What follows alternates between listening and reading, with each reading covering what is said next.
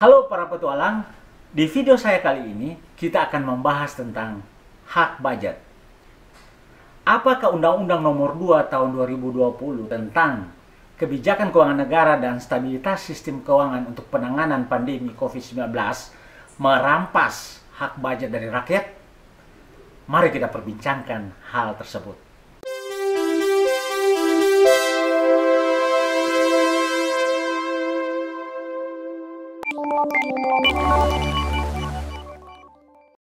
Ya, selamat datang di channel Petuang Ide, channel yang terus-menerus membahas tentang keuangan daerah dan pemerintahan.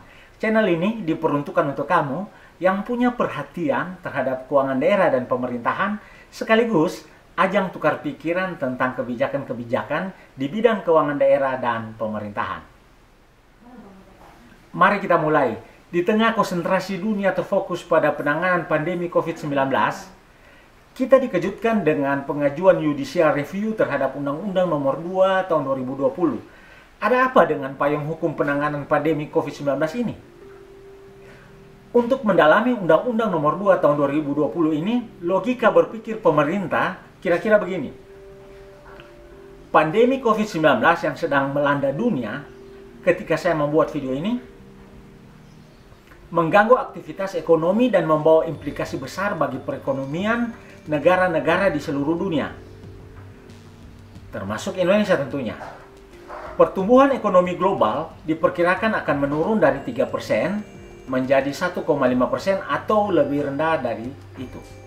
Aktivitas perekonomian di Indonesia juga sangat terganggu berupa penurunan pertumbuhan ekonomi Indonesia yang diperkirakan dapat mencapai 4% atau lebih rendah, tergantung kepada seberapa lama dan seberapa parah penyebaran pandemi COVID-19 mempengaruhi atau bahkan melumpuhkan kegiatan masyarakat dan aktivitas ekonomi.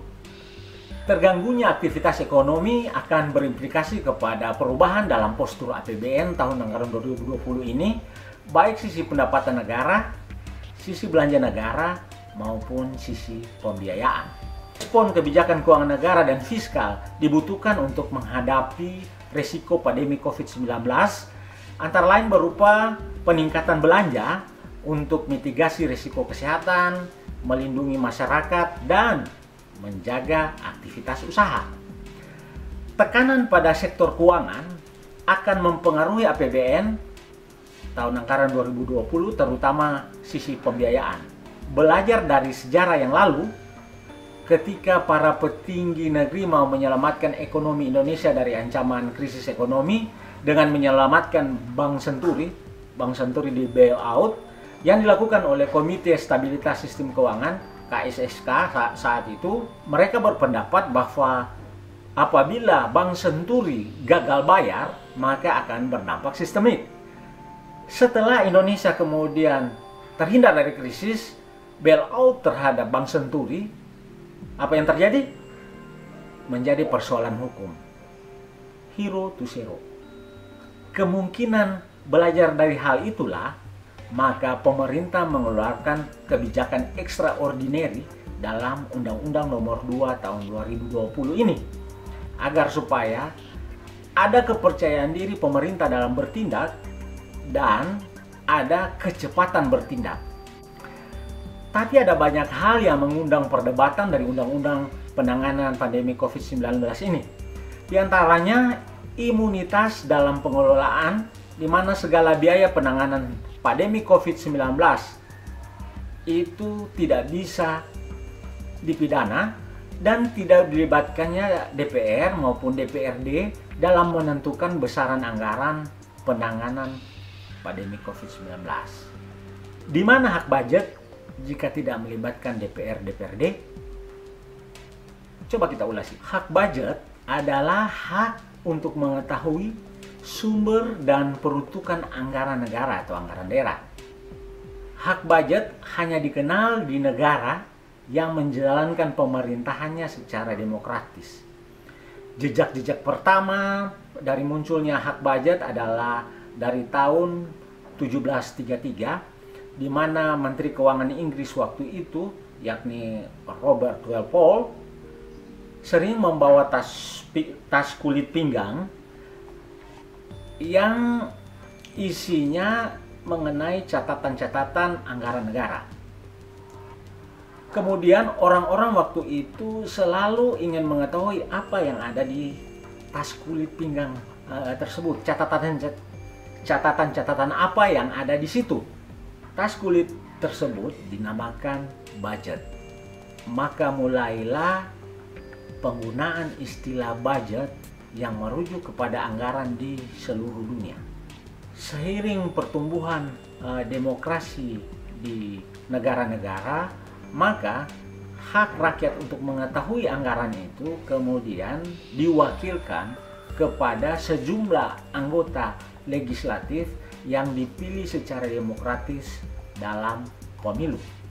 Jadi, hak budget yang melekat pada DPR atau DPRD merupakan konsekuensi logis dari perwakilan rakyat. Hal ini harus kita lihat minimal dari dua sisi. Yang pertama dari sisi pembuat undang-undang dan yang akan melaksanakan kebijakan penanganan COVID-19. Dan yang kedua, kita melihat dari sisi kritis, ada sekelompok atau sejumlah orang yang melakukan judicial review terhadap undang-undang ini. Kita mulai bagaimana dari sisi pemerintah. Dari sisi pemerintah, penanganan pandemi COVID-19 harus dilakukan secara cepat dan komprehensif. Seberapa besar pun negara menyiapkan anggaran untuk penanganan COVID-19, jika terlambat untuk mengeksekusi, maka akan berdampak yang berbahaya bagi upaya mitigasi risiko kesehatan maupun perekonomian nasional. Kedua dampak tersebut tidak bisa dilakukan dengan power yang kecil. Melakukan pembahasan dengan legislatif pasti memerlukan waktu untuk tiba pada kesimpulan tentang pembiayaan pandemi COVID-19. Sementara hitungan korban akibat terpapar COVID-19 bukanlah dengan hitungan bulan, minggu, atau hari. Penyebarannya berlangsung sangat cepat jika tidak ditangani secara baik. Itu salah satu argumen. Selain argumen lainnya yaitu untuk menghilangkan keraguan-raguan pemerintah untuk bertindak. Realita yang sering dialami, para aparat negara sering menghadapi kasus hukum akibat pengelolaan dana yang besar. Persoalan hukum tersebut tidak sedikit diakibatkan oleh perbedaan tafsir terhadap situasi darurat. Sebagaimana yang pernah dialami dalam kasus Bank Senturi yang di awal video ini telah saya singgung. Untuk itu diperlukan proteksi yang cukup dalam eksekusi penanganan pandemi COVID-19 ini. Selanjutnya, menjawab apakah ini merampas hak budget dari rakyat? Dari sisi pemerintah tentu ini tidaklah benar. Undang-Undang Nomor 2 Tahun 2020 sepatutnya harus dimaknai sebagai permintaan persetujuan secara global terhadap setiap langkah pemerintah untuk mengambil tindakan guna menyelamatkan aspek kemanusiaan akibat dahsyatnya penularan COVID-19. Jadi seyogyanya melalui Undang-Undang Nomor 2 Tahun 2020 ini, pemerintah meminta mandat kepada rakyat untuk melakukan perang terhadap COVID-19. Selanjutnya dari sisi yang kritis, kita ketahui Undang-Undang Nomor 2 Tahun 2020 ini dikeluarkan memang secara khusus untuk penanganan pandemi COVID-19. Dikeluarkan dalam bentuk Perpu dan oleh anggota DPR RI ini disetujui menjadi undang-undang. Tercatat hanya ada satu fraksi di DPR RI yang tidak menyetujui pengesahan Perpu penanganan COVID ini menjadi undang-undang, yaitu fraksi PKS. Dari sisi kritis, banyak hal yang dipersoalkan. Namun dalam video ini kita hanya melihat dari sisi hak budget yang ada pada legislatif. Jika kita baca undang-undang ini, memang tidak dibutuhkan persetujuan DPR atau DPRD untuk penganggaran. Apalagi dalam situasi perekonomian yang tidak normal, maka tidak bisa dihindarkan untuk mempergunakan sisi pembiayaan APBN. Hutang. Skenario penanganan COVID yang selama ini menggaung adalah dengan melakukan refocusing program atau kegiatan pada kementerian, lembaga negara atau di daerah dengan OPD yang ada di daerah, dan kemudian apabila itu kurang melakukan pinjaman negara untuk menutupi kekurangan setelah dilakukan refocusing. Jadi, apakah bijak hal sestrategis ini tidak meminta persetujuan rakyat melalui DPR atau DPRD? Bukankah jika negara melakukan pinjaman akan menjadi beban bagi generasi mendatang? Itu pertanyaan klasik yang sering mengemuka ketika negara melakukan pinjaman. Dan hal lain yang juga kental untuk diperbincangkan dalam hal ini adalah moral hazard. Apakah ada jaminan semua anggaran penanganan COVID-19 telah disusun dengan tekad suci hanya untuk kemanusiaan? Demikian dari sisi kritis, sehingga beberapa elemen masyarakat melakukan judicial review terhadap Undang-Undang Nomor 2 Tahun 2020 yang pada intinya adalah langkah-langkah yang dapat diambil oleh pemerintah untuk penanganan COVID-19 di Indonesia.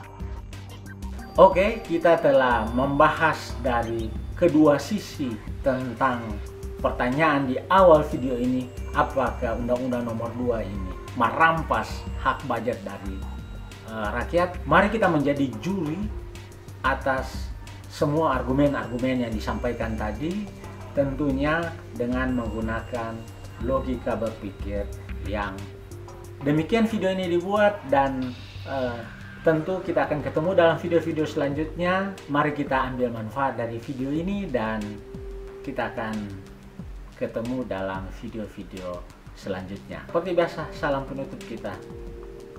Tetap semangat.